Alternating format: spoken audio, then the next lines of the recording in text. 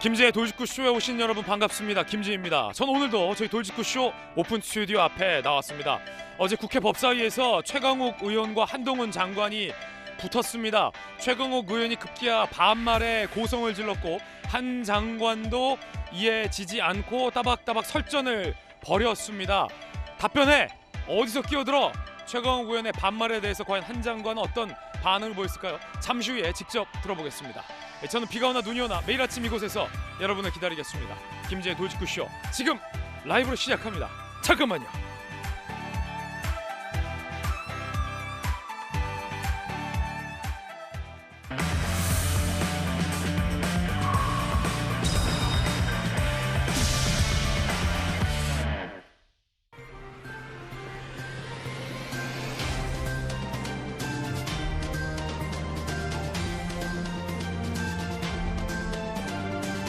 신문 읽어준 남자입니다. 최강욱 의원이 한동훈 법무부 장관에게 그따위 태도라고 격앙된 모습을 보였습니다. 그러면서 답변해라고 반말로 질의하는 장면이 논란이 됐습니다.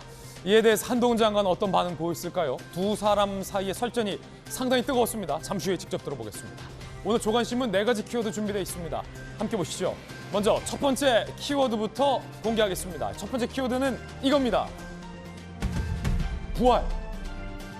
동아일보 오늘 오면이 쓰고 있는 기사입니다. 부활. 과연 어떤 기사일까요? 함께 보시죠. 한미 간의 기동훈련이 부활했습니다. 북한의 공격에 대해서 바로 반격할 수 있는 훈련입니다. 윤석열 대통령은 실전 같은 연습이 나라 지킬 수 있다라며 강조했습니다. 한미 을지 연습 25일까지 4일간 실시됩니다. 전쟁 변화에 맞춰서 실질적인 대비 태세를 강화하고 정비하겠다라고 윤석열 대통령은 밝혔습니다.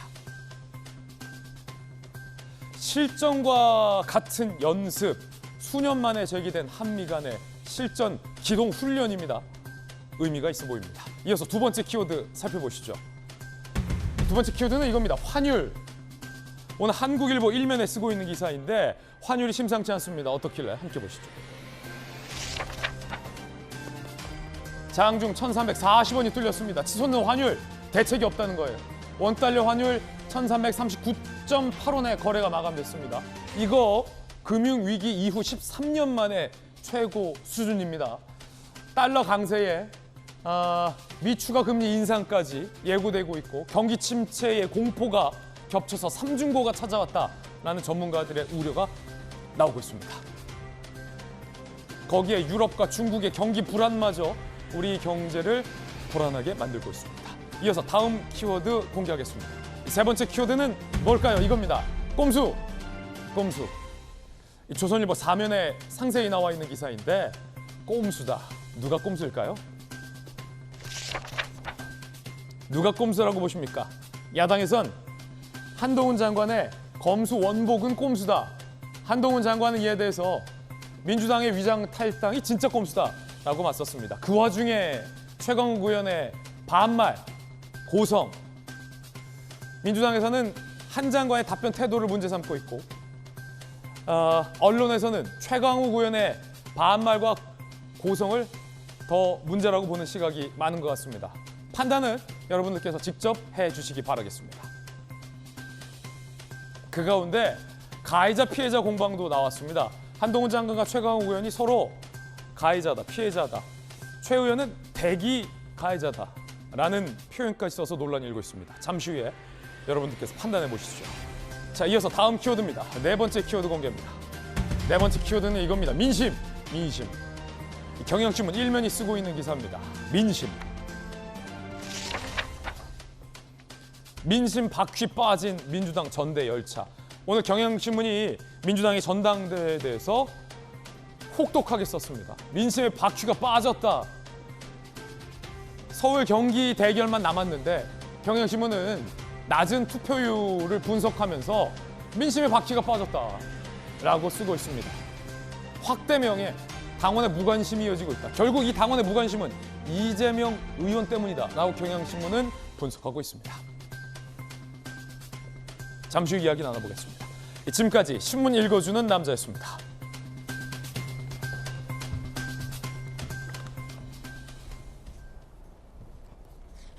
오늘 함께하신 분들 소개해드리겠습니다. 검찰 출신의 변호사 김광삼 변호사님, 그리고 이번에 국민의힘의 대변인을 맡은 박정아 의원 나오셨습니다. 부산에서 강한 민주당 재선 의원 전재수 의원, 강력계 형사 출신의 변호사 박성배 변호사 나오셨습니다. 어서 오세요. 그따위 태도로 답변을 하냐? 답변해! 그따위 반말. 법사위에서 설전이 상당히 뜨거웠습니다. 첫 번째 이야기, 그 주제부터 공개하겠습니다. 심플해진 야당의 표적. 이 제목이 힌트입니다. 심플. 법사위는 한동훈 전쟁이었습니다. 최강욱 의원과 한동훈 장관이 당신이 가해자다, 내가 피해자다 라고 공방을 벌였습니다. 소위 가해 피해 공방입니다. 거두절미 직접 들어보시죠. 검찰청을 지휘하는 지위에 있는 법무부 장관으로서가 아니라 사건에 직접 또는 간접적으로 관련돼 있는 당사자를 두고 질의와 답변을 이어가는 것이 적절한지에 대해서 문제를 제기하고, 한동훈 장관과 최강욱 의원님의 관계는 다른 이전의 사례보다는 더 직접적이기 때문에 이쯤 되면 이제 무슨 개인적인 원한 감정이 있거나 정권 차원의 무슨 주문이 있거나 하는 건지 아닌지 어이가 없고 기가 막힙니다. 한동훈 장관과 저와의 개인적인 관계를 자꾸 부각시키는지는 모르겠는데, 한동훈 장관과 저는 검사와 피해자를 우리가 만난 적이 있습니까? 제가 지휘한 사건으로 기소되셨죠. 또 제가 피해자고. 본인은 피해자라고 주장하지만 기소되셨잖아요. 내가 더 피해자라고 보는 게 그러니까 이해 충돌이 있다는 얘기입니다. 어디 끼어들어가지고 지금 신상 발언하는데 아니 그런 태도를 바꾸란 지금 말입니다. 이런 상황이 변호사 위원께서 기소된 사건은 큰 틀로 두 개인데요. 족 전 장관 관련한 사건 부분은 제가 반부패 부장으로서 기소에 직접 관여했고요. 그리고 두 번째로 하지 않은 말, 유시민한테 돈 안 줬어도 돈 줬다고 말해라, 이런 얘기를 허위 사실을 조작해서 퍼뜨린 부분에 대해서 기소돼서 재판 받으시는 거고, 그 사건의 사실상의 피해자는 접니다. 가해자는 최강욱 의원이시고요. 그런데 가해자가 법사위원회 위원의 자격을 이용해서 피해자에게 어떤 충돌적인 질문을 하는 것이 과연 국회법상의 이해충돌 규정에 허용하는 것인지 저는 명확하게 짚고 넘어가 주셨으면 좋겠다는 생각입니다. 지지 않는 한동훈 장관, 최강욱 의원은 어딜 끼어들어 가지고 라고 한 장관에게 역성을 냈습니다. 최강욱 의원이 분노했던 이유는 바로 최강욱 의원과 한동훈 장관과의 법률적인 관계 때문입니다. 한 장관의 주장에 따르면 이해 충돌의 문제가 있다, 소지가 있다. 즉, 한 장관이 연루되어 있는 사건의 가해자격인 최강욱 의원이 법사위원으로 이 자리에 앉아서 질의하는 것이 적절치 않다는 게 한 장관의 주장이고, 이에 대해서 최강욱 의원은 전혀 문제가 될 거 없다, 기소된 사람이 어디나 하나뿐이냐라고 맞서고 있는 상황입니다. 이해 충돌의 문제, 이걸 두고 어딜 끼어들어가지고 라는 신경전까지 나온 건데, 자, 검사 출신의 김광삼 변호사님, 이해 충돌의 소지가 있느냐 없느냐를 두고 최강욱 의원과 한동훈 법무부 장관의 주장이 맞서고 있습니다. 검사 출신 김광삼 변호사님께서 보시기엔 어떻습니까? 이제 법사위가 누가 피해자인지 가해자인지를 가리는 그런 것이 아니잖아요. 그런데 일단 장관하고 그다음에 법사위원 사이에 네가 가해자냐 내가 피해자냐 이런 논쟁이 있는 것 자체가 이해충돌의 문제가 있다는 거예요. 이거 자체가 이해충돌이다. 그렇죠. 이해충돌이 없으면 당신이 피해자고 내가 가해자고, 아니다 내가 피해자다, 이런 얘기가 나올 이유가 없잖아요. 그럼 누가 피해자입니까? 신라젠 취재 의혹 관련해서 최강욱 의원은 재판을 받고 있지 않습니까? 그러니까 법적으로 따지면요, 최강욱 의원은 이미 조국 전 장관과 관련돼서 인턴 허위 증명서로 이미 의원 자격 상실형을 선고받았잖아요. 2심에서. 그다음에 대법원에 계류 중이고, 그다음에 지금 신라젠과 관련된 사건에 있어서 명예훼손으로 재판을 지금 받고 있어요. 아직 선고만 남아 있단 말이에요. 그러면 피고인 신분이고 현재. 그렇지만 지금 장관 자체는 사실 저 자리에 오고 싶은 게 오는 게 아니에요. 자기가 법사위를 선택하는 게 아니잖아요. 그렇지만 최강욱 의원은 자기가 선택해서 오는 거잖아요. 법사위에. 그러면 법사위에 있는 국회의원이 재판을 받고 있는 피고인이단 말이에요. 그러면 당연히 피고인이 과연 장관을 향해서 질문을 하고 경우에 따라서는 대법원의 법원 행정처를 상대로 과연 질문을 하고 하는 게 이게 맞느냐? 이건 상식적으로 제가 맞지 않다고 봐요. 그래서 이게 이제 법 미비적인 측면이 좀 있다고 보는데 사실 이런 경우에서 자신이 재판을 받고 기소되어 있는 상태라고 한다면 양심상 본인이 회피하는 게 맞죠. 예. 나는 법사위에 의한 맞지 않다. 이해충돌의 소지가 있다. 그런데 본인이 회피하지 않는다고 하면 사실은 이건 재척사유에 해당이 돼요. 예. 그래서 위원회랄지 결정으로 법사위에 갈 수 없도록 이런 조항이 있어야 하는데 현재 그런 규정이 없는 거죠. 그러다 보니까 어떤 정치적 이유 때문에 또 아니면 본인이 굉장히 희망을 하는 경우에 지금 법사위에서 활동을 할 수 있게 이렇게 돼 있단 말이에요. 그래서 이건 제가 볼 때는 이런 어떤 문제가 계속적으로 반복되지 않기 위해서는 회피하든지 제척할 예. 수 있는 그러한 어떤 규정 자체가 필요하다 이렇게 봅니다. 자, 지금 이 장면 자체가 이해 충돌의 소지가 있어 보인다. 최강욱 의원이 법사위 말고 다른 상임위에 가는 게 맞다라는 게 김광선 변호사의 의견입니다. 누가 피해자고 누가 가해자냐라는 논란도 불거졌습니다. 두 분의 설전 다시 한번 들어보시죠. 검찰청을 지휘하는 지위에 있는 법무부 장관으로서가 아니라 사건에 직접 또는 간접적으로 관련돼 있는 당사자를 두고 질의와 답변을 이어가는 것이 적절한지에 대해서 문제를 제기하고 한동훈 장관과 정화국 의원님의 관계는 다른 이전의 사례보다는 더 직접적이기 때문에 이쯤 되면 이제 무슨 개인적인 원한 감정이 있거나 정권 차원의 무슨 주문이 있거나 하는 건지 아닌지 어이가 없고 기가 막힙니다. 한동훈 장관과 저와의 개인적인 관계를 자꾸 부각시키는지는 모르겠는데 한동훈 장관과 저는 검사와 피해자를 우리가 만난 적이 있습니까? 제가 지휘한 사건으로 한동훈 장관의 기소되셨죠. 또 제가 피해자고 본인은 피해자라고 주장하지만 기소되셨잖아요. 내가 너 피해자라는 라고 보는 그러니까 견해가 이해 충돌이 많지 있다는 않아요. 얘기입니다. 어디 끼어들어가지고 지금 신상 발언하는데 아니 지금 그런 태도를 바꾸란 지금 이런 말입니다. 상황이 병 의원께서 기소된 사건은 큰 틀로 두 개인데요. 조국 전 장관 관련한 사건 부분은 제가 반부패 부장으로서 기소에 직접 관여했고요. 그리고 두 번째로 하지 않은 말, 유시민한테 돈 안 줬어도 돈 줬다고 말해라 이런 얘기를 허위 사실을 조작해서 퍼뜨린 부분에 대해서 기소돼서 재판 받으시는 거고 그 사건의 사실상의 피해자는 접니다. 가해자는 최강욱 의원이시고요. 그런데 가해자가 법사위원회 위원의 자격을 이용해서 피해자에게 어떤 충돌적인 질문을 하는 것이 과연 국회법상의 이해충돌 규정에 허용하는 것인지 저는 명확하게 짚고 넘어가 주셨으면 좋겠다는 생각입니다.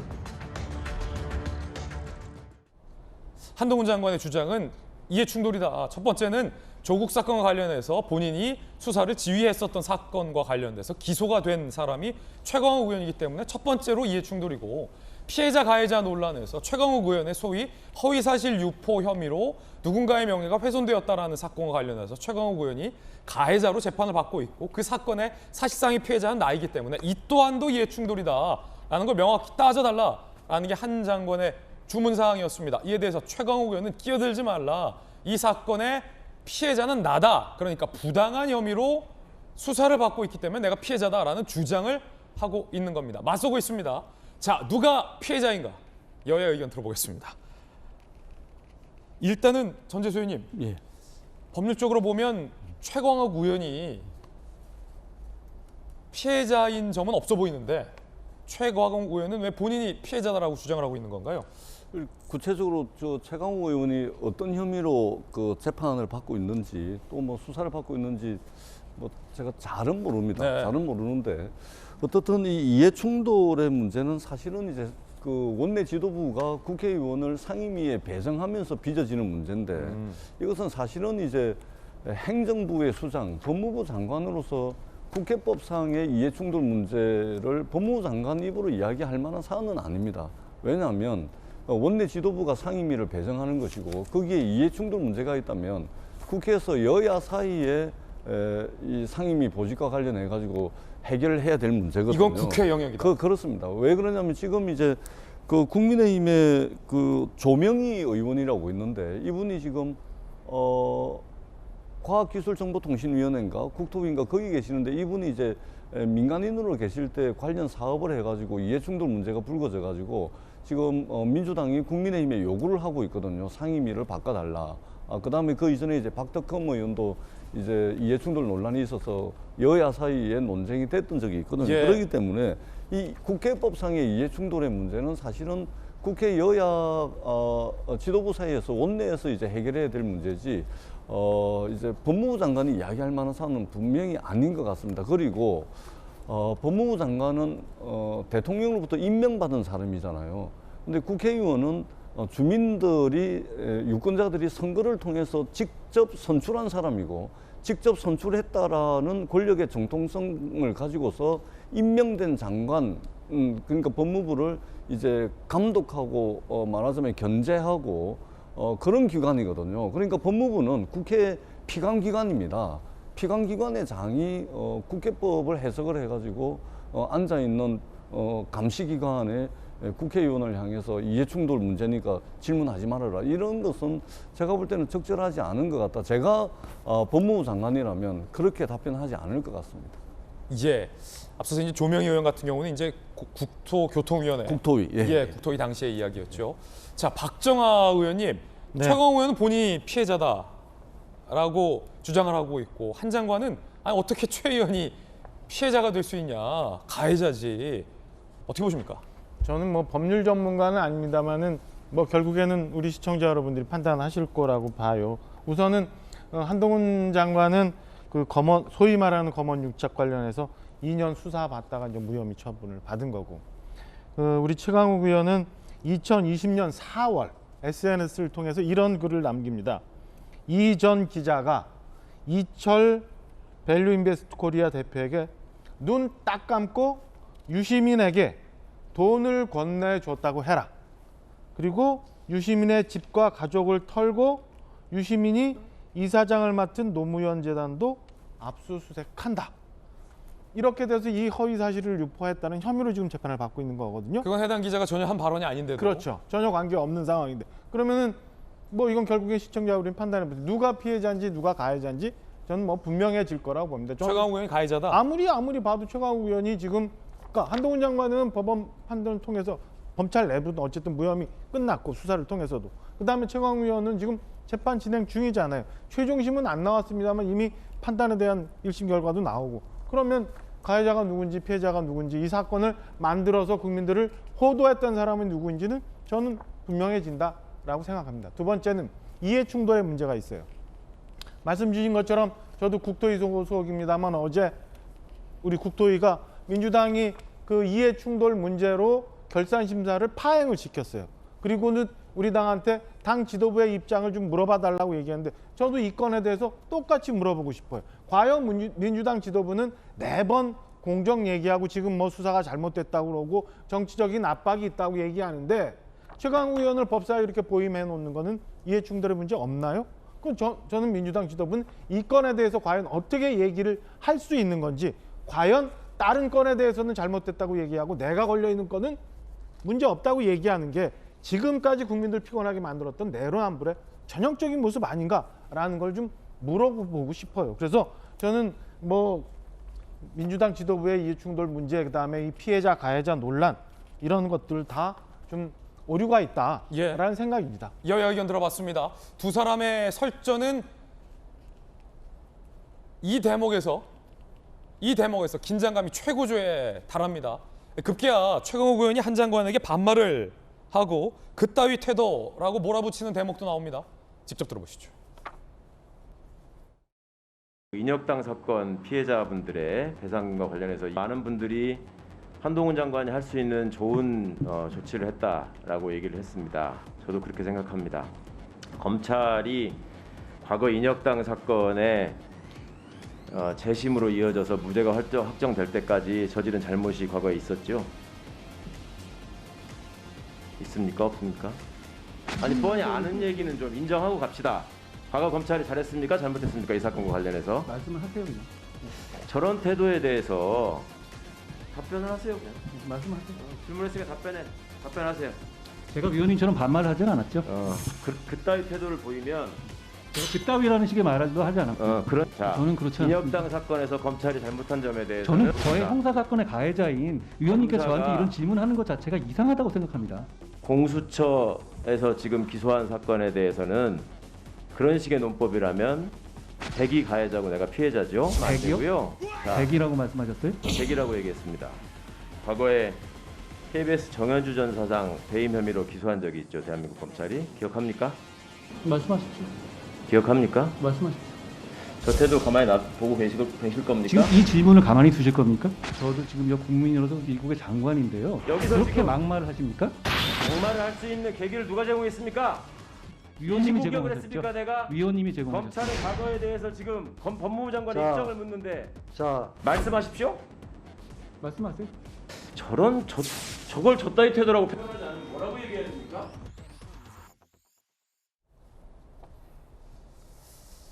답변에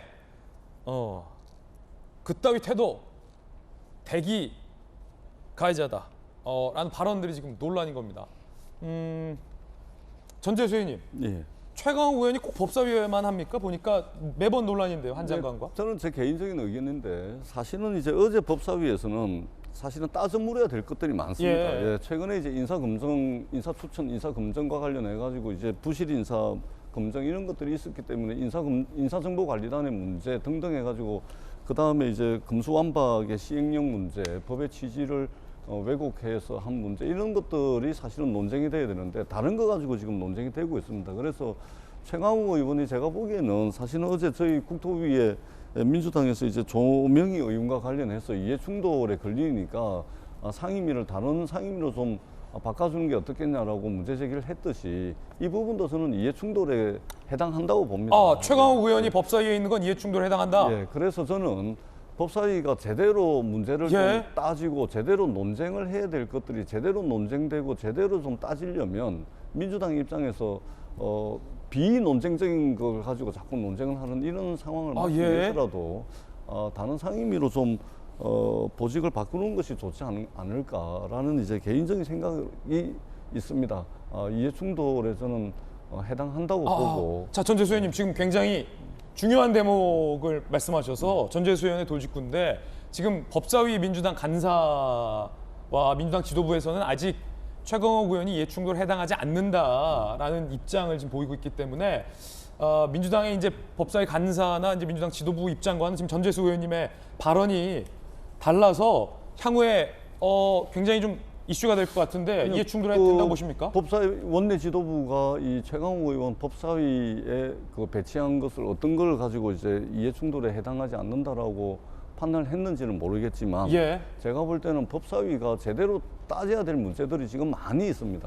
그러려면 최강욱 의원의 이해충돌 문제가 지금 법사위가 열릴 때마다 여당 의원들에 의해서 문제 제기가 되고 그리고 그것이 논쟁이 되고 그것이 뉴스가 되면서 실제 법사위에서 다뤄야 될 문제가 뒷전으로 지금 넘어가고 있습니다. 그렇기 때문에 재판을 받고 있다면 이해충돌에 걸리죠. 재판을 받고 있으면 이해충돌에 걸리는 거 아니겠습니까? 그래서 다른 상임위로 좀 배치를 해서 법사위가 제대로 다뤄야 될 문제를 중심으로 좀 다루는 게 맞겠다라는 생각이 들고요. 또 한 가지만 더 말씀을 드리면 조금 전에 우리가 화면을 통해서 보셨지만 일국의 장관이라고 이제 그 한동훈 장관이 말씀을 하십니다. 존중받아야 되죠. 그러나 국회에서 국회의원들이 장관을 대상으로 이야기하는 것은 주권자 국민들이 선거를 통해서 선출을 한 사람입니다. 권력의 정통성이라는 측면에서 보자면 선출된 국회의원이 임명된 장관보다 권력의 정통성이 더 높습니다.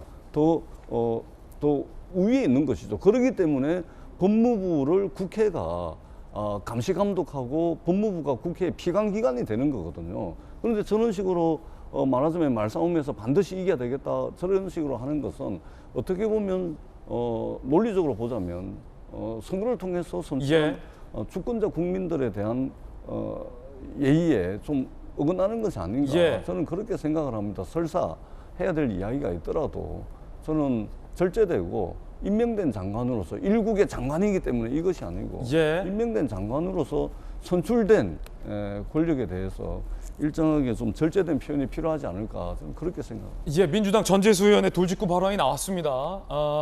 최강욱 의원이 법사위에 있는 것은 이해충돌에 걸린다.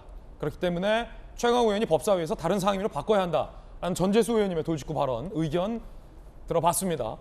자, 강력계 형사 출신의 박승미 변호사님, 그 최강욱 의원의 질의 방식이 논란인데 반말, 답변해. 그리고 졌다위라는 이 소위 막말 논란, 그리고 대기 가해자다라는 표현. 그러니까 한 장관의 답변 태도에 대해서도 민주당에서 지적이 나오지만 최강욱 의원의 이 3단 논란, 화법 어떻게 보십니까? 기본적으로 법사위원으로서 앉아 있는 자리에서 법무부 장관과 지나치게 감정적인 언사를 주고받는 모습이 좋아 보이지는 않습니다. 제 개인적인 판단에는 법사위 위원으로 그대로 존속하고 있는지 여부는 여야 간 간사 간 협의로 결정하여야 할 문제인데, 간사 간 협의로 법사위원으로 그대로 업무를 진행한다고 하더라도 자신이 연루된 사건과 관련해서는 질의하는 것 자체에 대해서 위원장이 제재할 필요가 있다고 생각을 합니다. 예. 그렇다면 법무부 장관도 굳이 저렇게까지 민감하게 반응할 필요도 없어 보입니다. 이 사건에서는 최강욱 의원과 한동훈 법무부 장관 모두 다 나름 억울한 피해자라고 생각하기 때문에 감정적인 격돌이 더 심해진 것 같습니다. 한동훈 법무부 장관의 경우에는 최강욱 의원의 행위로 인해서 자신이 큰 피해를 입었다, 기소 사실 자체로 입증되었다는 입장인 반면, 최강욱 의원은 한동훈 법무부 장관이 이른바 신라진 취재 의혹 사건과 관련해 스모킹 건이라고 불리는 휴대전화의 비밀번호를 진술하지 않음으로 인해 적절한 수사가 이루어지지 않았고, 그로 인해 자신이 기소된 부당한 상황에 이르렀다고 판단하는 것 같습니다. 충분히 감정적으로 대립할 수 있고, 굳이 저 자리가 아니더라도 개인적인 자리에서도 충분히 대립할 수 있을 만한 인물들이라면 이와 관련해 적절한 조치가 취해짐으로써 온전한 질의와 답변이 이루어질 수 있도록 재반 절차 내지는 재반 조치가 마련되어야 할 필요가 있다고 생각합니다. 예.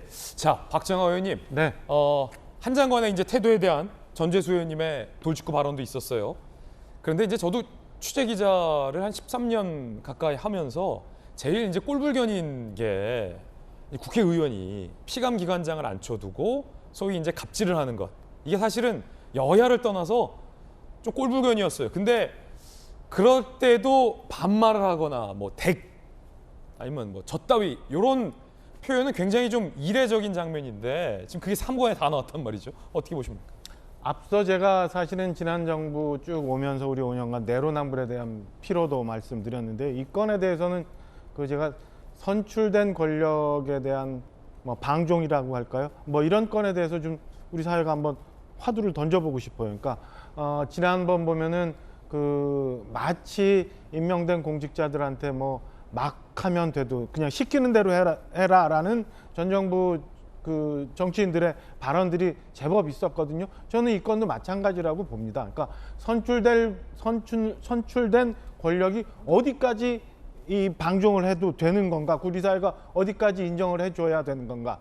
한동훈 장관의 어제 답변에서 저도 보면서 사실은 조금 좀 과하다, 불편하다라고 생각되는 부분이 덜어 있긴 했습니다. 그러나 그래도 한동훈 장관은 대통령이라고 선출된 권력이 일부 위임한 그 권력을 수임하고 있는 거예요. 수임해서 지금 장관 일을 하고 있는 거예요. 그 건에 대해서 아무리 국회의원이라고 하더라도 저런 식으로 막 몰아가고 막 해도 되는 건지에 대해서는 저는 한번 생각해 봐야 된다고 생각합니다. 반말하면 안 된다. 안 되죠. 반말하면 안 되죠. 대기라고 해야죠. 그따위가 어떻게 저렇게 나올 수 있는지 모르겠어요. 선출된 권력이 우리 얘기합니다만 김원훈 전 광복회장은 회원들한테 선출됐어요. 윤미향 의원도 국민들로부터 선출됐어요.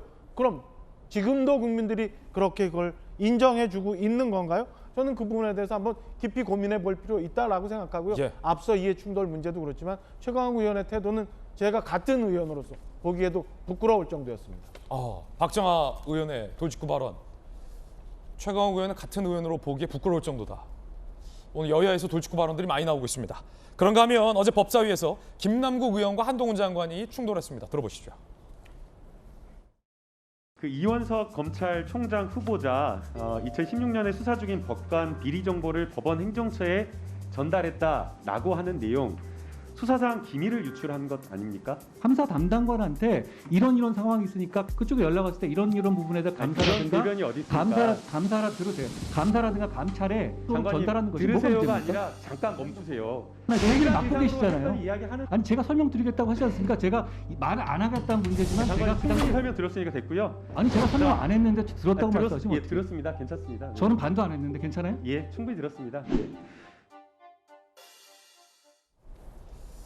김남국 의원과의 설전이었고요.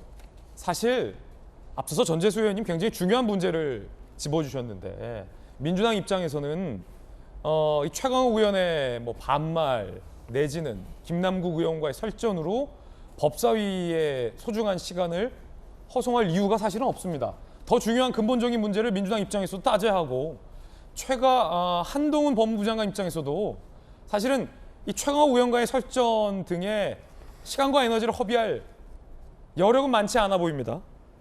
검수완박과 관련해서 법무부 장관과 민주당과의 이 법적인 판단과 충돌을 앞두고 있는 만큼 어제 법사위에서 따져볼 얘기들이 많았다는 거죠.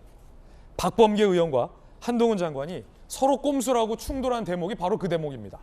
들어보시고 과연 민주당과 한동훈 법무부 장관 사이에 어떤 법적 논리가 더 타당한지 국민 여러분께서 한번 판단해 주시죠. 들어보시죠. 제한하는 시행령을 가지고 수사권을 오히려 확대하는 개정안으로 범수를 했습니다. 가장 나쁜 예가 이거는 위헌 위법하다. 위원님께서 2019년 12월 24일자에 검찰청법 일부 개정 법률안 수정안을 내실 때 바로 박범계 의원님께서 찬성하셨어요. 저는 의원님께서 찬성하신 내용대로 국민을 범죄로부터 보호하기 위해서 최소 필요한 내용의 시행령을 만든 것이라는 점을 말씀드리겠습니다. 진짜 꼼수라면 위장 탈당이라든가 회기 쪼개기 같은 그런 게 꼼수 아니겠습니까?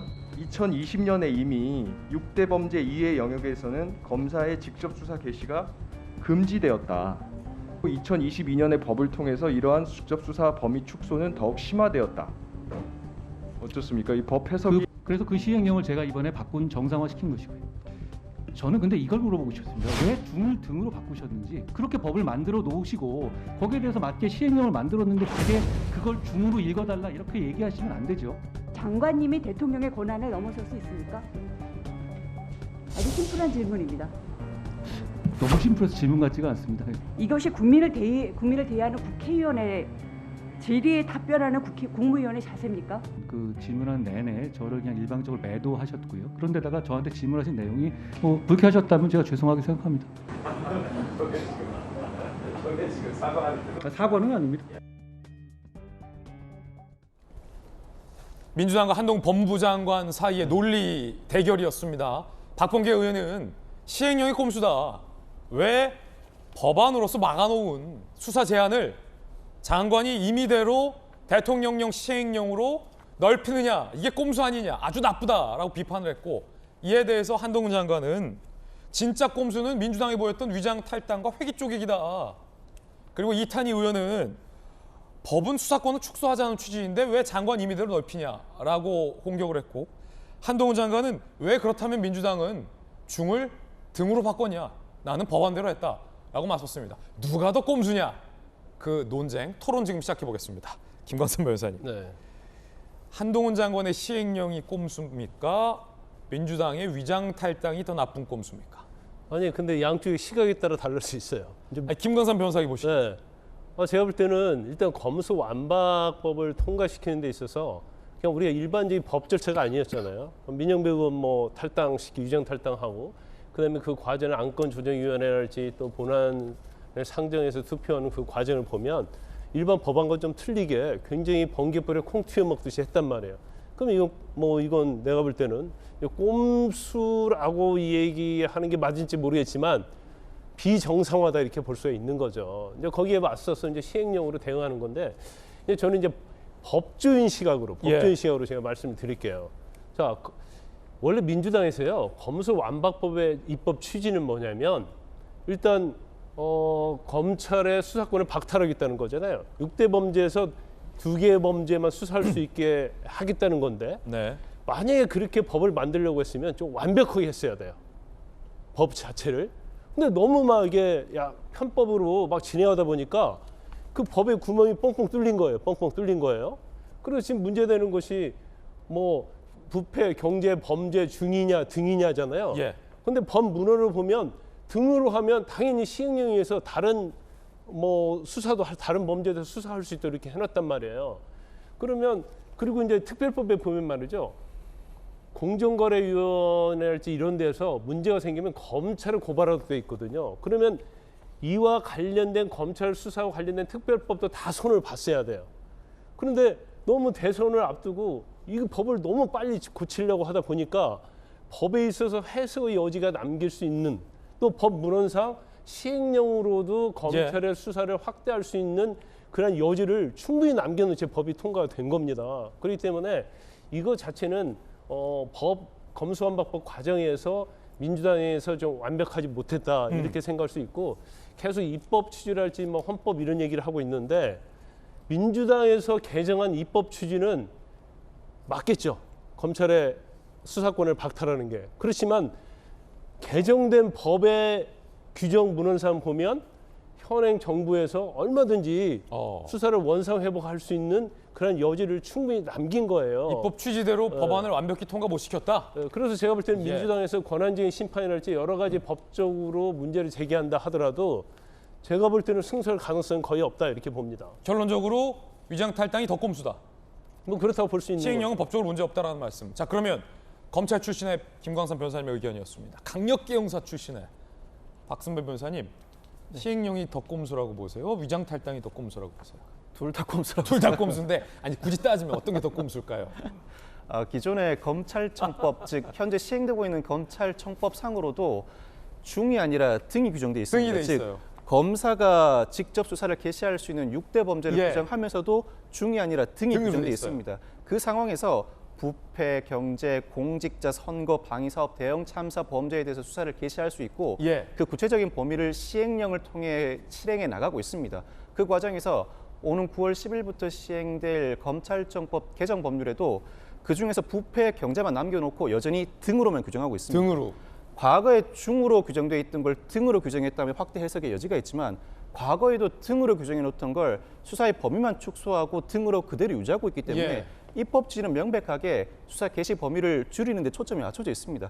한동훈 법무부 장관도 이를 모르지는 않을 것 같습니다. 그렇지만 한동훈 법무부 장관이 시행령을 통해 수사 개시 범위를 넓히는 시도를 하는 근본적인 이유는 형사소송법, 검찰청법 개정 법률을 개정 시도하는 과정에서 내용상 하자 여부는 차치하고 절차 위반이 존재하기 때문입니다. 이른바 위장 탈당으로 대표되는 꼼수가 자행되었다는 그러한 상황에서 이러한 절차 위반이라면 법무부 장관도 시행령을 통해서 수사 범위를 확대할 수 있고 예. 이를 당당하게 내세울 수 있다.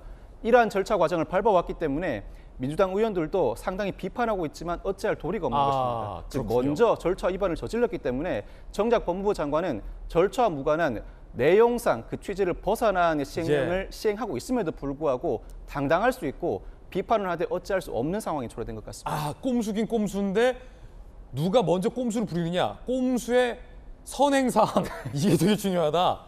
아, 그렇군요. 이 역사의 가정은 없다라는 명언이 있는데 만약에 민주당이 민용배 의원의 위장 탈당 꼼수를 부리지 않았다면 이라는 가정을 한다면 지금 상황은 어떻게 달라졌을까? 만약에 민주당이 중을 등으로 바꾸지 않고 그대로 중을 유지했다면 한 장관의 시행령 카드가 나올 수 있었을까라는 가정. 어쩌면 위장 탈당이 없었다면 지금의 검수완박법안이 통과될 수는 있었을까? 여러 가지 가정을 낳게 하는 대목이었습니다. 자, 그런가 하면 김의겸 의원은 한동훈 장관에게 건진법사 모르냐라고 물었습니다. 한 장관의 답변은 무엇이었을까요? 한동훈 장관 5년 내내 살권수를 외쳤던 검찰 아닙니까? 네, 그런 의미에서 살아있는 권력에 대한 수사가 필요하다라고 느끼고 그 연장선에서 말씀드리겠습니다. 건진법사 아십니까? 모르는 사람입니다. 이름도 못 들어봤습니까? 언론에 난 거 외에 제가 개인적으로 아는 사람은 아닙니다. 직접 만나본 적은 없습니까? 네, 각 기업들에게 주의를 당부했다라고 하는 거고 용산 집무실에서 인정을 했습니다. 검찰은 이 사실관계 파악을 하고 계십니까? 뭐 문제가 있다면 수사하겠죠. 법무부 장관은 구체적 사건에 개입하지는 않습니다. 수사 지휘권 있지 않습니까? 지역 수사에 대해서 제가 막 그렇게 지휘하길 바라십니까? 그러지 않겠다고 제 입장을 분명히 밝혔죠. 첫 번째 얘기 정말 이제 뜨겁게 다뤄봤습니다. 그 과정에서 여야의 돌직구 발언들이 많이 나왔습니다. 특히 전재수 의원 같은 경우는 최강욱 의원은 이해충돌에 해당된다. 법사위를 바꿔야 된다라는 돌직구 발언도 나왔고, 박정호 의원 같은 경우는 같은 동료 의원으로서 보기에 부끄러울 지경이다라는 돌직구 발언도 나왔습니다. 자, 이번엔 저희가 준비한 두 번째 이야기 시작할 텐데, 이 이야기도 첫 번째 이야기 못지않게 매우 뜨겁습니다. 전현희 권익위원장의 거취 문제를 두고 어제 국회에서 여야가 또 충돌을 했습니다. 특히 아시다시피 국민의힘에서는 전현희 위원장은 권익위원장으로서 중립적이지 않다라는 자격 시비 문제를 걸고 있고, 민주당과 전현희 위원장은 국민의힘과 윤석열 정부가 부당하게 사퇴 압박을 하고 있다라고 주장을 하고 있습니다. 그 이야기 지금 시작합니다. 악물고 버틴 전현희 위원장, 감사원 실세 정조준, 민주당의 비판이었습니다. 국민의힘의 송석준 의원과 전현희 위원장이 충돌을 했습니다. 특히 국민의힘 송 의원은 전현희 의원의 정치적 중립성 자체를 문제 삼았습니다. 들어보시죠. 감사원 감사로 인해서 공포심, 두려움 이런 걸 느끼고 있고요. 형사 고발을 목표로 한다 이런 말들을 많이 하고 있습니다. 알박기가 전혀 아니고요. 국민들이 지키라고 정해주신 그 약속을 지키는 겁니다. 그래서 그런 용어는 좀 사용을 하지 않으셨으면 국민들의 모욕이다 생각합니다. 공동 책임을 지시고 지금 평산마을 가셔서 외로워하시는 우리 문재인 대통령과 함께 하셔야 되는 거 아니에요? 기회가 되면 개인적으로는 찾아뵙고 싶은 생각이지만 지금은 현재 이 정부에 몸을 담고 있는 사람으로서 공적인 업무에는 전혀 지장이 없을 거라는 말씀드립니다. 자, 국민의힘의 송석준 의원은 전현희 위원장의 SNS를 문제 삼았습니다. 전현희 권익위원장의 SNS인데, 나라다운 나라 만드는 문재인 정부와 함께 소통을 넘어 실천으로 진짜라는 문제인 겁니다. 애초에 이제 민주당 출신의 인사가 권익위원장의 문재인 정부 시절에 임명이 됐고, 지금 윤석열 정부로 바뀐 시점에서 정치적인 중립성을 전현희 위원장이 중립성을 위반하고 있다는 게 국민의힘의 시각이고, 이에 대해서 전현희 위원장은 전혀 공적인 업무에 문제가 없다라고 주장을 하고 있는 그런 상황입니다. 자, 그 가운데 최근 감사원에서 권익위를 특별감사했습니다. 특히 감사원이 보고 있는 문제의식은 전현희 위원장이 문제가 되는 A 국장과 관련된 탄원서를 써준 것과 관련해서 의혹을 갖고 있는데, 그 대목도 어제 질의에서 나왔습니다. 들어보시죠. 권익위원회 A 국장 사건, 6명의 부하 직원들에게 자신의 대학원 과제물 대필과 번역대 관련 자료 등록과 출력을 시켰다. 코로나19 기간에 온라인 대리 출석까지 요구했다. A 국장 누군지 아십니까? 네, 알고 있습니다. 예, 관련 사건이 언론에 알려지면 A 국장은 2020년 12월 정직 3개월 처분을 받았다. 누가 정직 3개월 처분을 한 겁니까? 제가 중징계를 의뢰를 했습니다. 그 이후 A 국장은 소청심사위원회에서 2개월로 감경됐다. 기억하십니까? 그 내용은 모릅니다. 감사원 이 과정에서 전 위원장이 A 국장을 위해 탄원서를 써줬다고 보고 있다. 사실입니까? 저는 그 부분은 제가 아까도 말씀드렸지만, 아니 중징계 의뢰까지 하셨으면 탄원서 써준 것도 기억하실 거 아닙니까? 기억이 아니 본인이 하셨는데 안 써주신 거예요, 써주신 거예요. 하고, 그러니까 그 부분은 기억이 나지 않습니다. 정작 본인에게 불리한 대목에 대해서는 기억이 나지 않는다라는 말만 되풀이해서 논란이 되고 있습니다. 해당 논란 내용은 이겁니다. 감사원 내에 A 국장이 소위 부하 직원에게 대학원 관련된 자녀 관련된 부당한 갑질을 했다라는 의혹이 제기됐는데, 이 A 국장이 전현희 위원장과 굉장히 가까운 사이다라는 의혹이 제기됐고, 중징계가 의뢰됐는데 권익위원장이 탄원서를 써주고 결국 지인계가 감형이 됐다. 라는 게 논란인 겁니다. 이 부분과 관련해서 내부 폭로가 있었고 감사원이 감사를 하고 있다는 내용이었는데, 전현희 위원장은 전혀 기억이 나지 않는다 라고 답변을 하고 있는 대목입니다. 여야 두 분 어떻게 보시는지 한번 의견 들어보겠습니다. 박정호 의원님. 글쎄요. 전현희 위원장이 보면 지금 SNS 활동도 열심히 하고 국회에서 답변도 저렇게 적극적으로 하면서 본인이 부당하게 사퇴 압력을 받고 있다라고 얘기하고 중간중간에 감사원의 감사 중간 상황도 많이 전화하고 있어요. 근데 이 사건이 2018년 하반기부터 2020년 8월까지 있었던 사건이거든요. 예. 사건이 불거진 거는 채 1년여 정도밖에 되지 않았어요. 그러니까 2020년 8월 이후니까. 근데 그 건에 대해서 몇 번의 질문에 대해서도 전혀 기억이 나지 않는다. 정확하게 말씀드리면은 A 국장이 2018년 하반기부터 2020년 8월까지 박사 과정을 밟으면서 자녀가 아니라 본인의 그렇죠. 6명의 부하 직원에게 자신의 대학원 과제물 대필과 번역 대행, 관련 자료 등록과 출력 등을 시킨 혐의로 정직 3개월 처분을 받았는데 나중에 감경이 됐다. 근데 이 A 국장이 전현희 위원장과 가까운 사이가 아니냐, 전현희 위원장이 탄원서를 써준 거 아니냐라는 의혹이죠. 그런 의혹이에요. 그러니까 2020년 12월 정직 3개월을 받고 소청심사위 가서 2개월로 감경이 됩니다. 이 감경이 되는 과정에 국민권익위원장인 전현희 위원장이 탄원서를 써줬다는 거예요. 그럼 2021년 작년에 있었던 일이에요.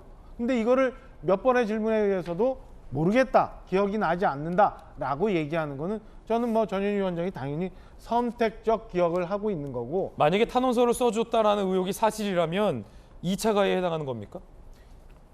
2차가 그 피해자들한테는 2차 가해가 될 수 있는 거죠. 그러니까 내가 부당하게 상급자로부터 부당한 처신을 받아서 이 건에 대해서 문제가 있다고 문제 제기를 했고 그 문제 제기에 대해서 인정을 했으니까 받은 거 아닌 징계를 3개월 정도 그랬는데 그거에 대해서 지금 그 감경에 대한 탄원서를 써주고 지금 또 기억 안 난다고 하면 그때 당시 감사원 정상적인 업무를 못하고 이 A 국장의 논문을 대신 써주고 과제를 해주고 심부름을 했던 이 직원들에 대해서는 2차 가해가 되는 셈이죠. 권익위원장으로서는 굉장히 배치되는 지금 답변을 하고 있는 거죠. 전현희 위원장이 본인이 탄원서를 써줬는지 안 써줬는지에 대해서 전혀 기억이 나지 않는다라고 답변하고 있는데 믿으십니까?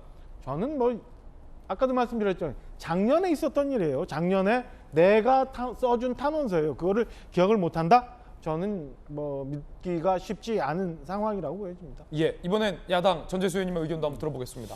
반면 전현희 위원장은 부당한 사퇴 압박과 부당한 감사, 모욕주기 감사를 받고 있다라고 주장을 하고 있어요. 하지만 본인과 관련된 의혹에 대해서는 기억이 나지 않는다라고 답변하고 있는데 어떻게 보십니까? 그러니까 기본적으로 저는 이제 그 정권이 바뀌면 그 대통령으로부터 임명을 받은 정무직들은 대통령의 임기와 함께 그 직을 그만두는 것이 맞다고 봅니다.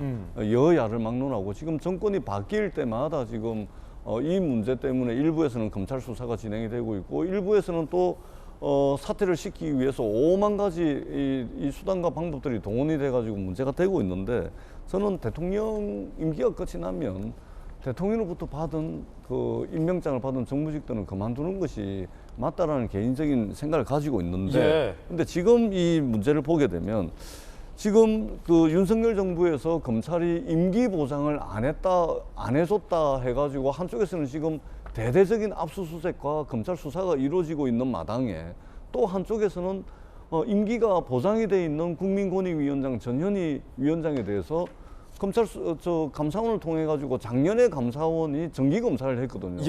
정기 검사를 했는데 올해 들어가지고 또 특별 감사를 하고 있습니다. 그러니까 그만두라는 이야기죠. 한쪽에서는 임기 보장 안 해줬다 그래서 검찰 수사를 하면서 한쪽에서는 또 임기가 보장된 전현희 위원장에게 임기를 내려놓고 빨리 그만두라고 압력을 가하고 있는 겁니다. 그러니까 어느 장단에 춤을 춰야 되는 겁니까? 만약에 이것이 그 자기 부정이라면 정말 극단적인 자기 부정이고 내로남불이라면 이런 내로남불도 없는 겁니다. 그렇기 때문에 저는 부당한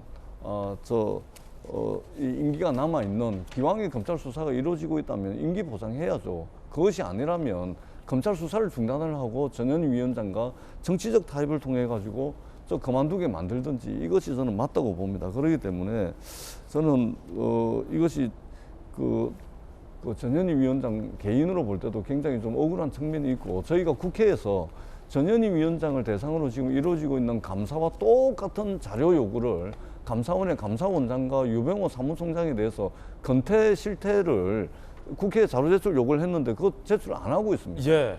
전현희 위원장에 대해서 똑같은 감사원의 감사 내용에 대해서 저희가 자료 제출 요구를 했음에도 불구하고 안 하고 있거든요. 이건 또 어떻게 설명을 할 겁니까? 저는 부당한 이 감사라고 생각을 하고 있고 중단되어야 된다고 생각을 합니다. 예. 이 감사원의 특별감사 자체가 정치적인 의도가 있는 것 같다. 부당한 감사다라는 민주당 전재수 의원님의 의견이었습니다. 자, 그런가 하면 전현희 위원장이 본인이 연루된 의혹과 관련돼서는 비교적 최근 사건인데도 불구하고 기억이 나지 않는다라고 답변을 하고 있는데, 반면 김의겸 의원이 SNS에 주장한 의혹과 관련해서는 윤석열 대통령을 비판을 했습니다. 함께 보시죠.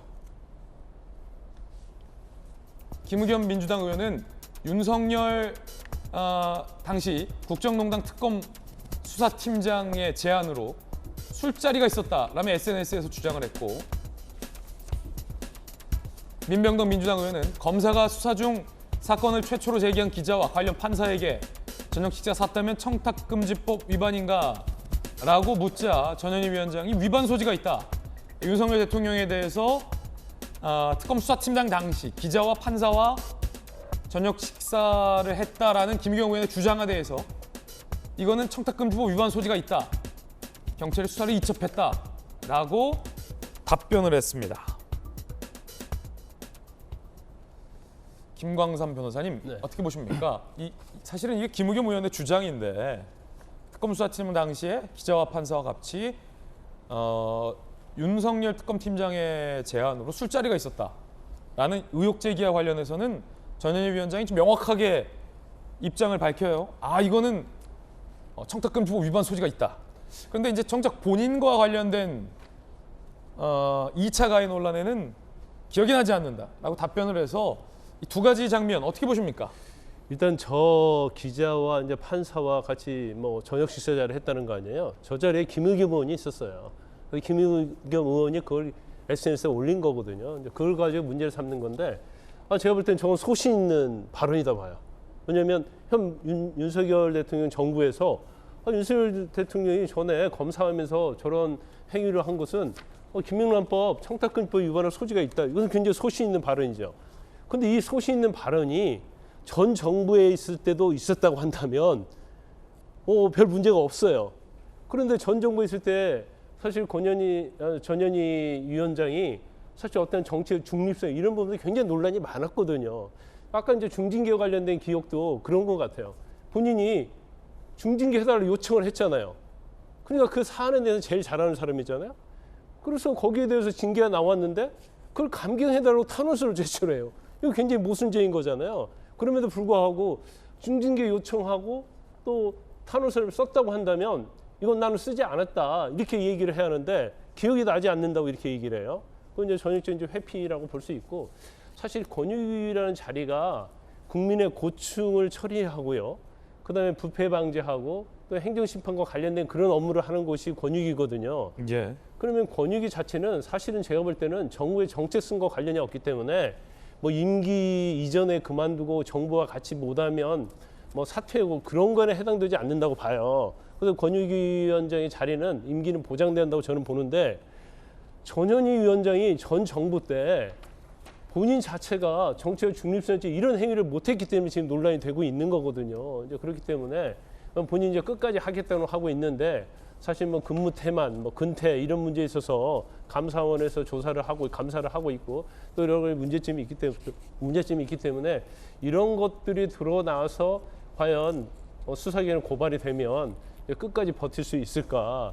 현재의 어떤 전현희 위원장의 어떤 굉장히 감사를 받고 위험한 지경에 처한 것은 약간 자업자득의 그런 측면도 있다고 봅니다. 자, 그런가 하면 특별감사를 단행하고 있는 감사원의 감사를 두고 민주당과 감사원이 대립을 하고 있습니다. 민주당에서는 정권의 나팔수다, 감사원의 실세는 이라며 정치적인 의도를 제기했고, 감사원에서는 내부 제보 사항이 너무 많아서 특별감사를 하지 않을 수 없다라고 반박하고 있습니다. 직접 들어보시죠. 권익위원회는 그 내부 제보 사항입니다. 도저히 묵과할 수 없는 내용이었습니다. 중요하고 민감한 감사 같은 경우는 외부적 요인도 많이 넣겠습니다.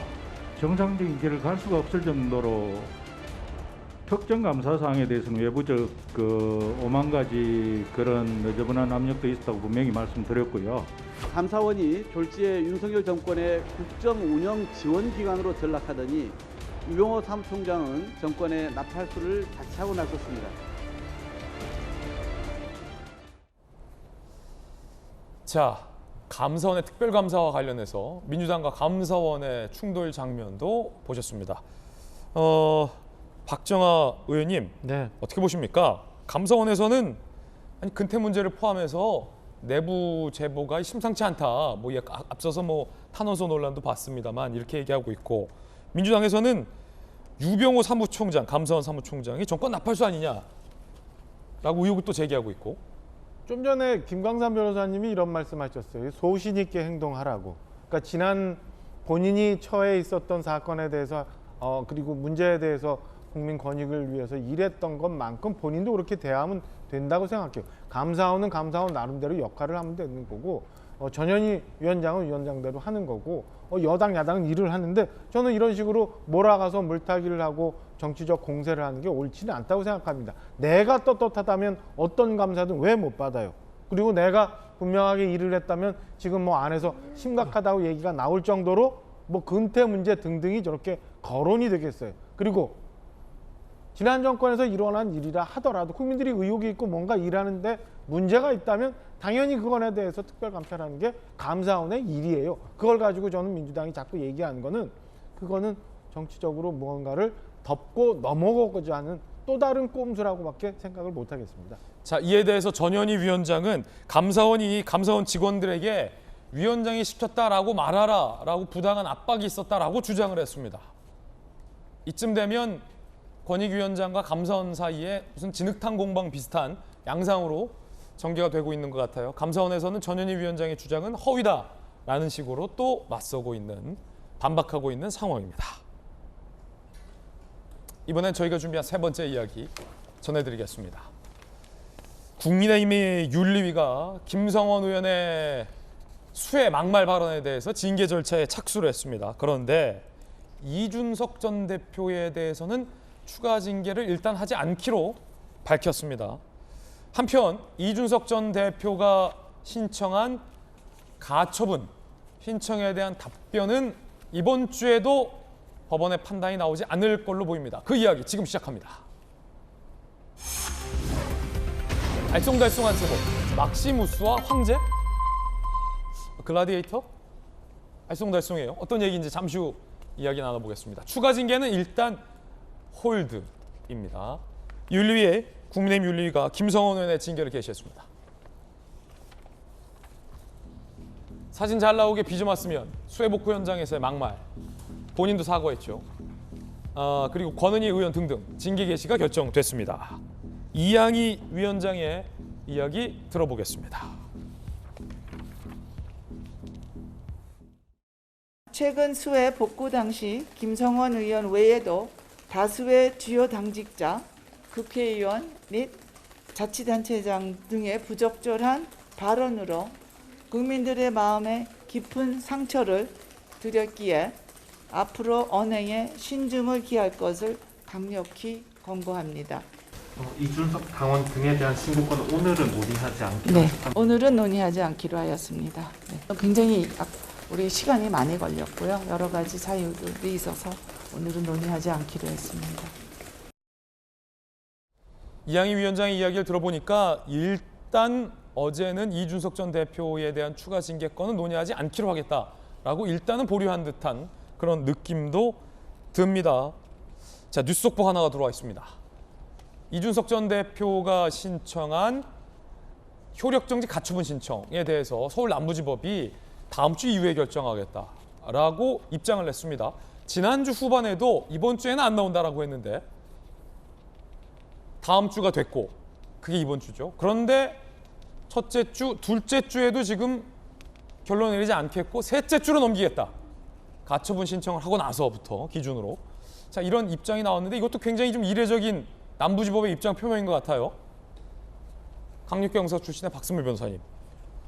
가처분 인용기가 굉장히 간단한 판단인데 그 판단을 내리는 절차와 고민은 굉장히 좀 깊어지는 것 같아 보이기도 하고 어떻게 보십니까? 이 사건은 사회적으로 큰 관심이 쏠려 있는 사건이다 보니 가처분 신문기일을 종결하면 그날이나 다음 날 정도에는 결정이 나오지 않을까 많은 이들이 예측을 했던 사건입니다. 예. 그렇지만 통상의 가처분 사건, 특히 이 사건처럼 서면 심리만으로 진행하는 가처분이 아니라 임시의 지위를 정하기 위한 가처분의 경우에는 신문기일도 여러 차례 열고 신문 절차를 종결한 이후에도 가처분 결정까지 한 달, 두 달 걸리는 경우가 통상입니다. 즉, 그래요? 통상의 가처분에서 신문기일을 종결하고 결정을 내리기까지 그 기간을 3주 내지는 한 달 정도 두고 있는 게 통상인데 원래는 그렇다? 원래는 그렇습니다. 그런데 이 사건의 경우에는 초미의 관심이 쏠리고 있을 뿐만 아니라 정치적으로 큰 쟁점화되어 있으니 조기에 종결하는 차원에서 일찍 결론이 나지 않을까라는 예상이 나온 것입니다. 일찍 결론이 나온다면 기각 가능성이 높다는 일각의 주장도 있지만 늦게 나온다고 반드시 인용 가능성이 높아진다고 볼 수는 없을 것 같습니다. 그렇군요. 통상의 가처분의 심리 과정 그리고 양쪽의 주장을 면밀히 들여다보는 과정, 제가 이 가처분 신문기일이 진행됐던 날 가처분 신문 종결하더라도 신문을 재개할 여지도 있고 양측으로부터 추가 자료 요청할 수도 있다. 그렇다면 충분한 심리를 위해서는 재판부가 시간을 더 둘 가능성도 있다고 말씀을 드렸는데 통상의 가처분과 그 결을 같이 한다고 판단하셔도 무방하지 않을까. 그렇군요. 그 결과를 지금 예단하기는 어렵지 않을까 싶은 생각이 듭니다. 그렇군요. 제일 궁금했던 게 이건데 남부지법이 뭘 이렇게 3주까지 끄냐라는 궁금증인데 통상 한 3, 4주 걸린다. 통상이 그렇습니다. 이 사건은 일찍 결론을 내리지 않을까라는 예측이 있었던 것이고. 혹시 남부지법이 결정은 다 내렸는데 네. 또 이렇게 휴가철이기도 하고 또 여론의 향방을 또 샥 그러진 않겠죠? 그렇지는 않지 않을까 싶습니다. 왜냐하면 이 가처분 사건은 신속한 결론이 필요한 사건들이 굉장히 많습니다. 이 사건처럼 임시의 지위를 정하기 위한 가처분은 신문기일을 열지만 그렇지 않은 가처분의 경우에는 서면 심리만으로 진행하는데 가처분 재판부도 그 수가 적을 뿐만 아니라 접수되는 사건들이 굉장히 많습니다. 결론이 나면 그때그때 바로 선고를 해야 이 사건들을 뺄 수 있지 결론 내려놓고 일부러 선고기일을 늦추는 경우는 재판부에도 상당히 부담이 되지 않을까 싶습니다. 지금 남부지법이 판단 내린 이 판단에 따라서 정치적인 여파가 엄청 큽니다. 만약에를 제가 지금 3번 말했잖아요. 이준석 대표가 신청한 가처분이 인용된다면 남부지법이 인용 땅땅땅 때리면 지금 우리 박정하 대변인을 비롯해서 전주의 비대위원, 주호영 비대위원장 다 효력 정지되는 거예요. 그렇죠. 직무가 정지되는 거예요. 그렇죠. 효력이 정지되는 거예요. 지금 대변인이 아니게 되는 거예요.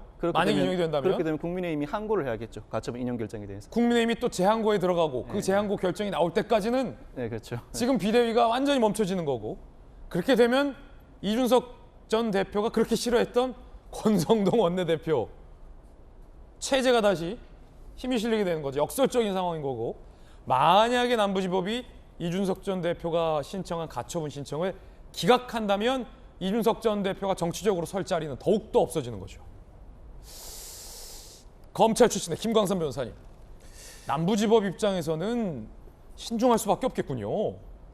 사안의 중대성, 또 더군다나 이제 국민의 관심이 다 집중되어 있잖아요. 그래서 이제 가처분은 종류에 따라서요 신속하게 나오는 경우가 있고 사실 신속하게 하지 않는다 하더라도 뭐 시간적 여유가 있다거나 그러면 이제 좀 시간이 늦춰질 수는 있어요. 하지만 대부분의 가처분 사건은 신문기일도 빨리 정하고요. 본안소송과 달리 결정도 빨리 해주는 게 맞습니다. 그런데 사실 저는 조금 이해하지 않는 측면이 지금 가처분 신문을 하고 가처분에 대한 결정을 내리기 전까지 국민의힘은 지금 당원에 따라서 절차가 계속 진행되고 있잖아요. 이 권리관계가 굉장히 형성이 되면서 확정이 되고 있단 말이에요. 권리관계가 형성되면서 확정되고 있다. 법률 용어군요. 그렇죠. 근데 가처분은 이 권리관계가 확정되기 전에 정지를 시켜줘서 더 이상 권리관계가 진행이 안 되도록 해서 결과적 혼란을 막기 위한 거예요. 소위 박정하 대변인 임명장이 이미 나왔다. 그 논평도 한 여러 번 쓰고 있다. 그렇죠. 그런데 만약에 인용이 돼버리면 이 모든 행위 자체를 무효로 만들어버리잖아요. 박정하 임명장 무효다. 그래서 만약에 지금 남부지법 재판부에서 인용을 하려는 마음을 가지고 이렇게 시간을 끌었다고 한다면 그건 재판부 책임이 굉장히 커요. 그건 잘못하고 있는 거예요. 분명하게. 말씀드릴 수 있는 거고.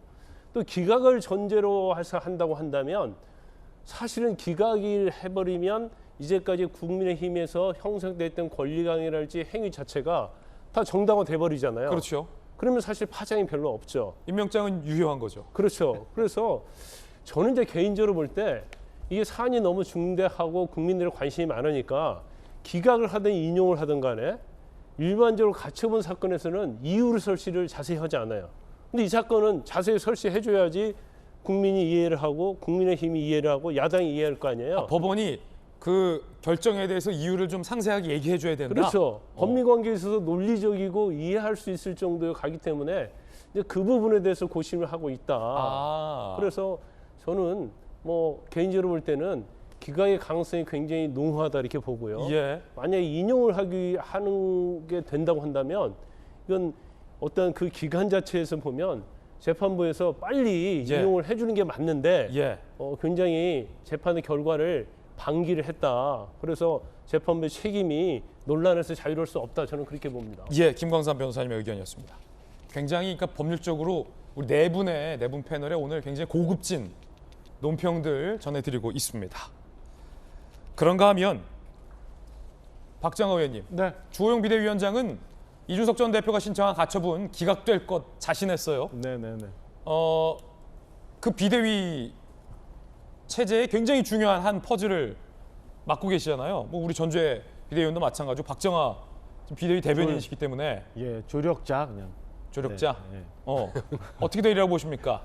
일단은 뭐 주호영 위원장이 판사 생활을 오래 했잖아요. 예. 그러니까 뭐 개인적인 판단도 있지만은 주변에 당에 있는 법률가를 통해서 이런저런 조언을 받고 그런 말씀을 하신 걸로 보여지고요. 저는 뭐 법률 전문가는 아닙니다만은 그래도 내용면으로 보면 당연히 기각이 되지 않겠나라는 생각을 합니다. 우선은 논점이 되는 게 두 가지잖아요. 하나는 이 지금 상황을 비상 상황으로 정의할 건가 말 건가. 이 비상 상황으로 정의한 게 옳았던가. 두 번째는 비대위로 전환되는 이 뭐 최고위원들의 문제, 그다음에 상임위의 절차 이런 게 잘못됐나.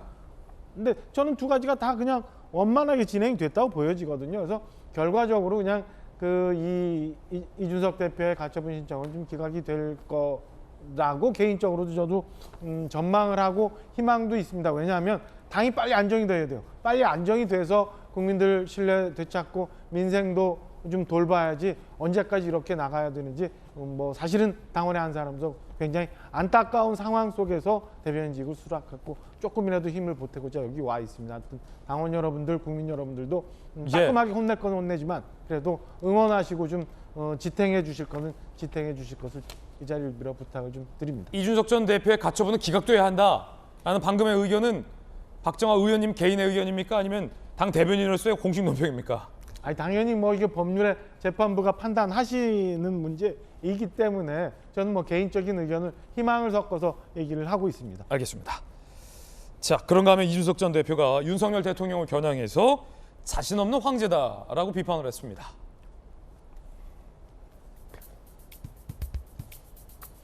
전대 나갈 수 있는 기회 주며 타협하자면서 전대전 또 뭐가 쑥 나타나 옆구리 푹 찌를 것이다. 황제가 자신감이 없으니 경기 시작 전 옆구리를 칼로 푹 찌르고 시작한다. 영화 글래디에이터를 언급하면서 비겁한 황제를 윤석열 대통령이 본인은 그 막시무스 검투사에 비유를 했는데 전재수 의원님 뭐 여의도 한참 정치권 대선배님이시잖아요. 이 비유에 대해서 어떻게 보십니까? 본인은 검투사 글래디에이터의 막시무스 윤석열 대통령은 굉장히 비겁한 황제로 이준석 전 대표가 비유했는데 어떻게 보세요? 이제 좀 그만 좀 했으면 좋겠습니다. 이제 좀 그만하자. 예. 아니 이게 요즘 이 세상 천지에 상상이 잘 안 가는 일들이 막 벌어지고 있습니다. 이 대통령 선거, 지방선거를 다 승리한 집권 여당이 그것도 당 대표와 대통령 그리고 집권 여당의 핵심 코어 세력들이 지금 뭐 하고 있는지 모르겠습니다. 저는 만약 내년에 선거가 있다면 과연 이럴까요? 선거가 한참 떨어져 있다 보니까 국민 눈치 안 보고 그냥 막 하는 것 같습니다. 폭염에 우리 국민들 짜증나고 또 수해도 당한 지 얼마 되지 않고 또 우리가 직면하고 있는 여러 가지 위기가 복합적으로 지금 있습니다. 집권 여당과 정권을 운영하는 핵심 코어 세력들이 제발 좀 국민 눈치 좀 보고 이제 좀 그만했으면 하는 생각이 듭니다. 그리고 이준석 대표가 이 섬찟한 지금 단어도 뭐 칼로 푹 쏘신다 뭐 예. 이런 이야기 막 하는데 그 이준석 대표 입장에서는 사실은 정치 생명이 끝이 난 거기 때문에 이게 막 가는 거죠. 그런 측면이 있습니다. 그러나 저는 정치 생명이 끝난 겁니다. 어떻게 저항을 하든 정권 초에 대통령과 붙어가지고 이길 수가 없는 것이죠. 후위를 도모하더라도 이점에서 좀 싸움을 끝내고 집권 여당다운 모습, 집권 여당의 전직 당 대표다운 모습을 보이는 것도 후위를 도모하는 데 도움이 되지 않을까 그렇게 생각을 합니다. 예. 자, 그런가 하면 윤석열 대통령이 국무회의를 주재했습니다. 을지연습 한미 간에 적의 공격에 대응해서 전쟁을 가정하고 실질적인 한미 대응 훈련을 한 건데 윤석열 대통령 5년 만에 정상화됐다라고 자평을 했습니다. 들어보시죠. 올해는 지난 5년간 축소돼 시행되어 온 을지 훈련을 실제 상황을 저희가 정밀하게 시나리오화해서 강도 높게 실시한다는 점에 그 의미가 있습니다. 실전과 똑같은 연습만이 우리 국민의 생명과 국가의 안보를 굳건하게 지킬 수 있습니다. 이 한미 을지 연습에 대해서 홍준표 시장이 윤석열 대통령에 대해서 높게 평가를 했습니다. 들어보시죠. 북한 눈치 보던 훈련을 재개한 거다. 나라 정상화되고 있어 참 다행이다. 당내 내부 분란 세력들로 정리돼서 대한민국이 좀 평온해지길 이준석 대표를 겨냥한 듯한 발언도 했습니다. 홍준표 시장이 지금 박성명 변호사님 북한 눈치 보느라 훈련 못했는데 지난 몇 년간 재개한 거 잘했다라고 얘기했는데 을지 연습이 정확하게 뭡니까? 강력경사 출신이잖아요. 을지 연습할 때마다 저도 지하 벙커에서 대기하고 있었던 기억이 납니다. 아, 경찰 그래요? 재직할 때. 경찰일 때? 강력경사 때? 예. 경찰도 을지 연습에 동원됩니다. 이 을지 연습은 그 국가 비상사태에 대비해서 이 정부가 비상 대비 계획을 제대로 검토, 수행하고 있는지를 확인하고 전시임무 수행에 대비해 그 절차를 숙달하기 위한 훈련입니다. 1년에 한 번 진행되게 되는데 지난 수년간 한미연합훈련과 동시에 진행하진 않았습니다. 그 이전에는 한미연합훈련과 을지연습을 동시에 진행해 왔습니다. 그러다가 올해 다시 한미연합훈련이 UFS, 을지 프리덤 실드라는 이름으로 부활해서 을지연습과 통합하에 시행되게 됩니다. 아, 옛날에 을지 프리덤 가디언이었는데. 네. 을지 프리덤 실드라는 이름으로 부활했습니다. 어제 윤 대통령이 을지 국무회의를 주재하면서 정부 연습인 을지 연습과 군사 연습인 프리덤 실드가 유기적으로 맞물려 작동하여야 한다고 강조한 대목도 바로 이번에 다시 통합돼 운영되기 때문에 이를 강조한 것입니다. 예. 자, 그런가 하면 윤석열 대통령의 국정 지지율이 2주 연속 소폭 상승을 한 결과도 보도되고 있습니다. 함께 보시죠. 리얼미터인데 긍정평가가 2주째 30.4, 3주째 32.2%, 부정평가는 67.8에서 65.8로 소폭 하락한 리얼미터 데이터가 나왔습니다. 자, 이번엔 저희가 준비한 다음 순서입니다. 뜨거운 소식 두 가지 준비가 되어 있습니다. 먼저 첫 번째 소식부터 공개하겠습니다. 민주당의 전당대회가 이제 막바지에 달했습니다. 이재명 의원의 거의 확정적인 우세가 이어지고 있는 상황입니다. 그 가운데 이재명 의원이 한 시민이 내민 책에 사인을 거부하는 듯한 영상이 공개돼서 논란이 되고 있습니다. 어떤 영상인지 직접 보시죠.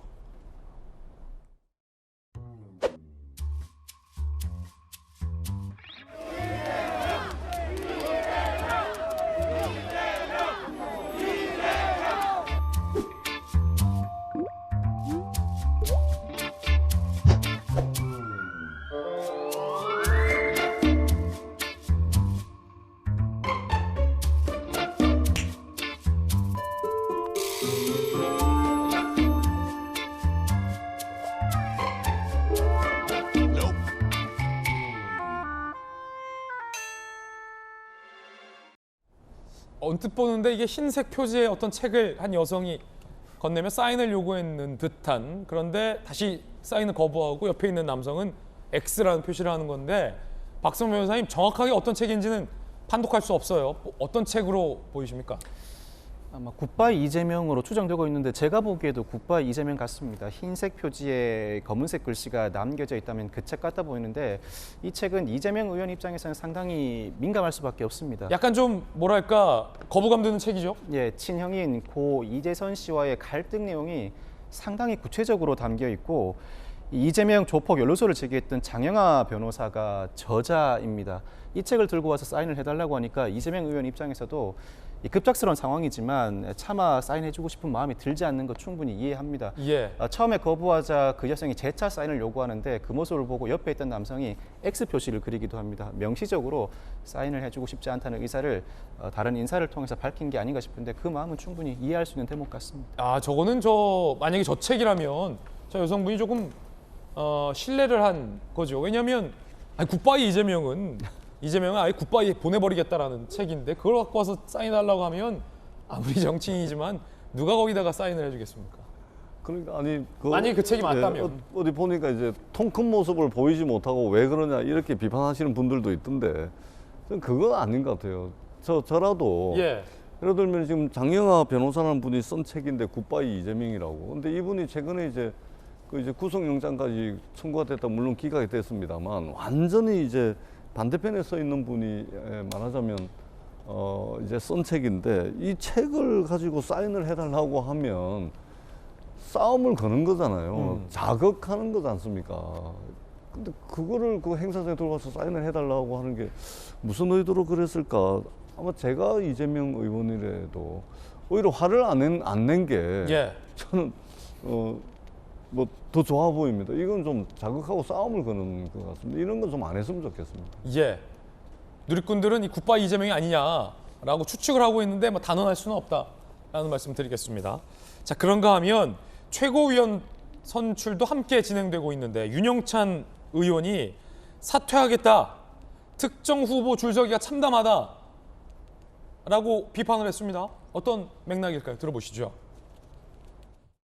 민주당의 사당화를 막아보자 했지만 더 이상은 의미가 없다고 판단했습니다. 처참하게 낮은 전당대 투표율은 호남이 민주당을 버릴 만큼 지금의 우리가 병들었다는 증거입니다. 그런데도 다수의 최고위원 후보들이 특정 후보에 줄 서는 상황 참담합니다. 부끄럽습니다. 자, 전재수 의원님, 지금 윤영찬 의원이 최고위원 후보에서 지금 사퇴를 했어요. 뭐 예상한 것보다 좀 안 나오는 것 같기도 하고. 그런데 다른 후보들이 특정 후보에게 줄서기 하는 게 참담하다. 사당화를 막고자 했는데 나 혼자 역부족이다. 어떤 얘기입니까? 그러니까 아마 선거 캠페인을 하는 과정에 이재명 의원 마케팅도 하고 뭐 그렇게 하는 것 같아요. 다른 후보들이? 예, 다른 후보들이. 그런 것에 대해서 아마 비판을 하는 것 같고 저도 지역에서 뭐 선거를 많이 해봅니다만 선거라는 것은 기본적으로 자기 이름을 걸고 자신의 비전과 자신의 어떤 이름을 내걸고 하는 것이 선거죠. 그런 측면에서 아마 좀 상당히 좀 불편해 보였던 것 같고 그리고 사실은 이제 윤영찬 그 의원이 완주를 하더라도 5등 안에 들지를 못합니다. 그러다 보니까 조금이라도 가능성이 있는 송갑석 의원을 지지함으로 인해서 그렇군요. 예, 그래서 자기와 결이 비슷한 노선의 어떤 송갑석 의원을 당선시키기 위해서 사퇴를 한 것 같습니다. 아마 8월 28일 날 결과가 나오니까 그 결과를 한번 지켜보는 게 좋을 것 같습니다. 박용진 당대표 후보는 특정 계파가 꼭 먹고 알 먹고 국물까지 다 먹고 있다라고 비판한 바 있습니다. 윤영찬 의원도 사퇴를 하면서 비슷한 맥락의 비판을 한 겁니다. 사당화를 맡기는커녕 최고위원 후보들도 이재명 후보에게 줄을 서고 있다라는 비판을 한 셈입니다. 자, 반면 고민정 최고위원 후보는 이런 와중에 내가 이재명 후보에게 인사도 안 한다라는 주장은 나를 밀어내려 하는 거짓 주장이다 라고 호소했습니다. 이재명에게 인사 안 한다? 거짓이다. 여전히 날 밀어내려 하는 분들 계시다. 나는 인사 잘한다. 이런 얘기했죠. 이낙연 후원회장이라는 허위 사실에 이어서 또 다른 새로운 화살이 쏟아졌다. 절대 물러서지 않을 것이다. 즉 고민정 의원, 친문의 고민정 의원이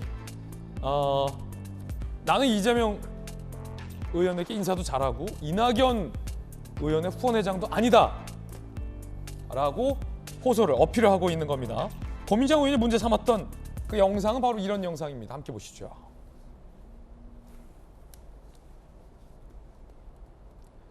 자, 고민정은 이재명에게 인사도 안 한다. 제2의 박지원이 되는가라는 한 영상 클립의 제목을 언급한 것 같습니다.